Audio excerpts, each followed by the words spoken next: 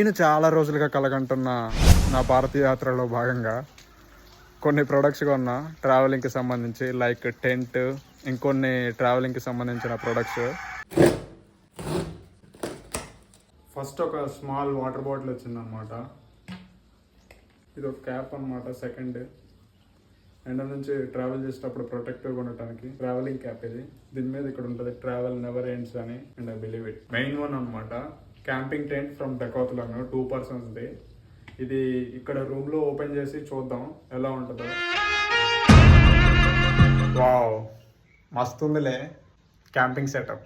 ఇంకో 3 రోజుల్లో మొదలవబోతుంది నా ఈ భారతీయ యాత్ర.